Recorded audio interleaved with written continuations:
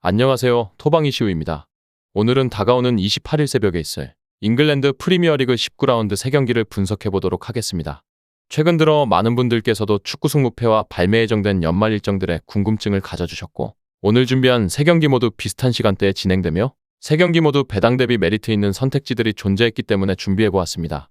무엇보다 영상 분석에 앞서 아직은 경기 시작까지 시간이 꽤 남아있는 만큼 여러분들께서도 꼭 영상에서의 분석을 100% 신뢰하기보다는 어느 정도 기본적인 정보 수집에 초점을 맞춰주시고 최종적인 검토를 마친 선택지와 조합은 분석방으로 오셔서 받아보시는 것을 권장드리면서 오늘의 두 번째 경기인 에버튼과 맨체스터 시티의 맞대결, 지금 바로 시작해보도록 하겠습니다.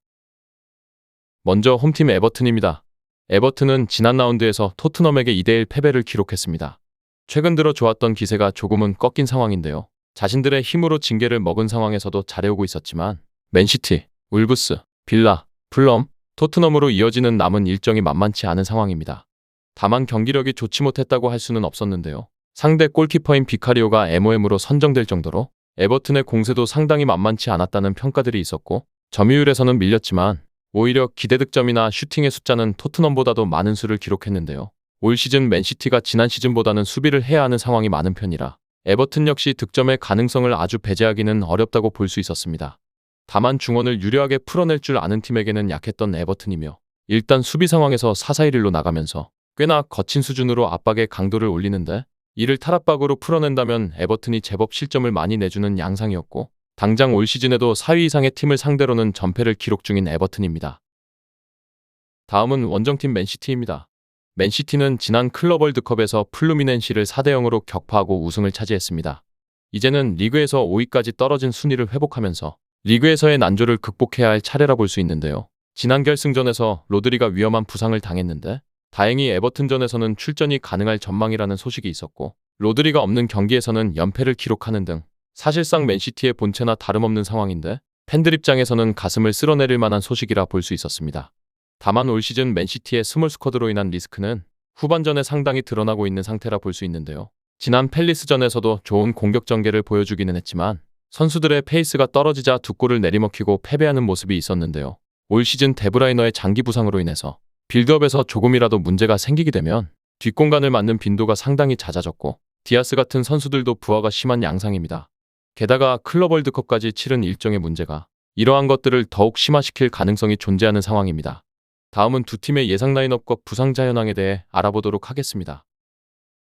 홈팀 에버튼은 이번 일정에서 5-4-1의 포메이션을 채택할 전망인데요. 이번에도 최전방에는 칼버트 루인이 배치될 전망이며, 이선에는 맥닐과 오나나 그리고 해리슨 등을 배치하면서 기본적으로 상대와의 중원 싸움에서 수적인 우위를 가져오며 상대 실수를 유도하며 역습으로 불안해진 상대의 뒷공간을 공략하는 방식을 채택할 가능성이 높은데요. 이러한 접근 방식이 최근의 후반전에서 불안했던 맨시티를 상대로 어느 정도 유효할 전망입니다.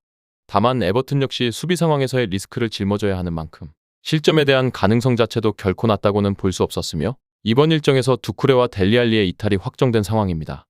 원정팀 맨시티는 이번 일정에서도 4-2-3-1을 채택할 전망이며, 최전방에는 홀란드가 아닌 알바레즈가 배치될 전망이며, 이선에는 포든과 누네스 그리고 그릴리시로 스타팅을 구성할 전망입니다.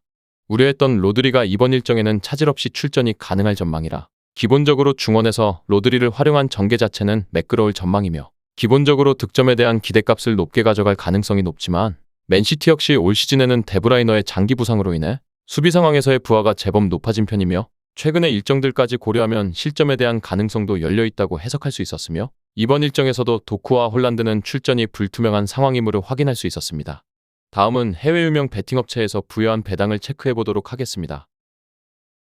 해외 유명 베팅업체인 bet365에서는 홈팀 에버튼의 승리에는 6.00의 배당을, 무승부에는 4.20의 배당을, 원정팀 맨시티의 승리에는 1.53의 배당을 부여했는데요. 현재까지는 홈팀 에버튼의 승리와 무승부 쪽에 배당이 떨어지는 모습을 찾아볼 수 있었습니다. 다음은 언더 오버입니다.